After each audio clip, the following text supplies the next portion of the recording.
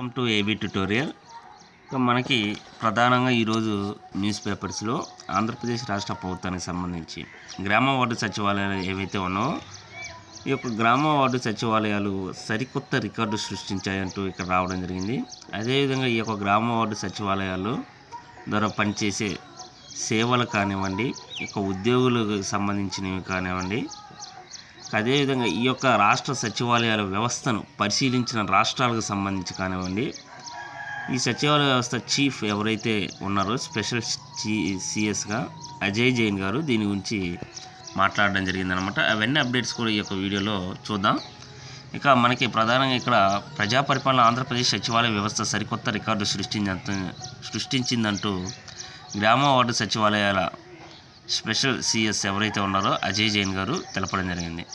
ఆయన సుమారు రాష్ట్ర వ్యాప్తంగా 3.2 crores మందికి ఈ యొక్క సర్వీసెస్ అనేవి అందించడం జరిగిందని, ఈ యొక్క రూలింగ్కి ఇదే నిదర్శనం అంటూ కూడా వీరు తెలపడం జరిగింది. ఇక రాష్ట్రంలో 2 yearsలో 15,004 సచివాలయాల ద్వారా సుమారు 543 సేవలు, 34 సంక్షేమ పథకాలు అమలవుతున్నాయని పేర్కొన్నారు.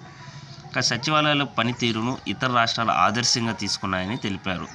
ఇక 99% సేవలను రాష్ట్ర సీఎం ఎవరైతే ఉన్నారో ఆయన చెప్పిన సమయంలోనే అందిస్తున్నామని తెలిపారన్నమాట.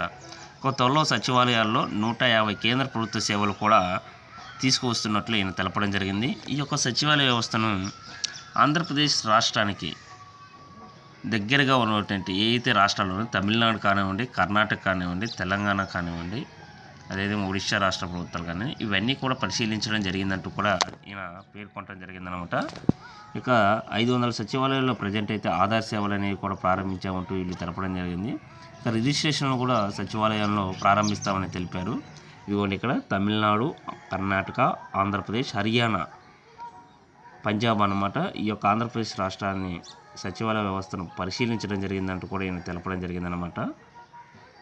సేమ్ కంటెంట్ ఇక్కడ కూడా ఇదే సచివాలయ వ్యవస్థ ఇతర రాష్ట్రాలు అభినందించాయంటూ కూడా ఈయన తెలపడం జరిగిందంటూ ఇక్కడ ప్రధానంగా ఈ యొక్క తమిళనాడు కానివ్వండి, కర్ణాటక, పంజాబ్, హర్యానా కానివ్వండి ఈ యొక్క సచివాలయ వ్యవస్థను ప్రశంసించాయంటూ కూడా వీరు పేర్కొనడం జరిగింది. సుమారు 543 సేవలు, 34 సంక్షేమ పథకాలు అమల్లోకి తీసుకొచ్చామంటూ కూడా ఇక్కడ తెలపడం జరిగింది. త్వరలో రిజిస్ట్రేషన్కి సంబంధించి కూడా ఇక్కడ సచివాలయాలలో ప్రారంభిస్తామని తెలపడం జరిగింది.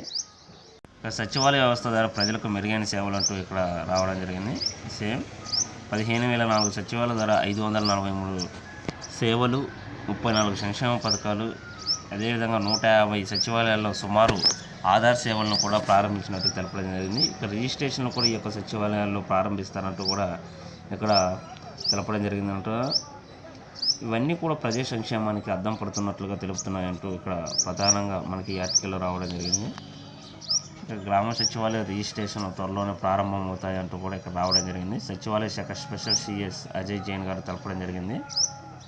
సేమ్ ప్రతి న్యూస్ పేపర్లో కూడా మనకి ఈ యొక్క సచివాలయ వ్యవస్థ గురించి ఈ యొక్క 2 yearsలో 2.5 years వీటిని స్టార్ట్ చేసి 2 years అయింది. October 2 కల్లా దీనికి సంబంధించి ఈ యొక్క సచివాలయాల ద్వారా సేవలు కానివ్వండి, సంక్షేమ పథకాలు కానివ్వండి, అదేవిధంగా ఈ యొక్క సచివాలయం పరిశీలించినటువంటి స్టేట్స్కి సంబంధించిన వివరాలు కానివ్వండి, అదేవిధంగా ఈ యొక్క సచివాలయాలను సీఎం గారు వచ్చేప్పటికీ కలెక్టర్ స్థాయి నుంచి ఎంఆర్ఓ స్థాయి వరకు కూడా అందరూ కూడా వీక్లీ ఖచ్చితంగా సందర్శించాలి. ఇక్కడ జరిగేటటువంటి ఏవైనా మిస్టేక్స్ కానీ ప్రజల నుంచి తెలుసుకోవాలి. ఏమన్నా సరైన న్యాయం జరగకపోతే సత్వర న్యాయం అందించడానికి తగిన చర్యలు తీసుకోవాలంటూ కూడా తెలపడం జరిగింది.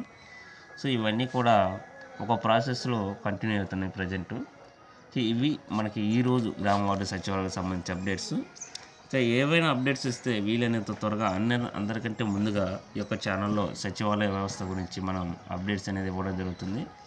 ఇలాంటి మరిన్ని అప్డేట్స్ కోసం ఈ యొక్క ఛానల్ని లైక్ చేయండి, షేర్ చేయండి, సబ్స్క్రైబ్ చేయండి. Thank you.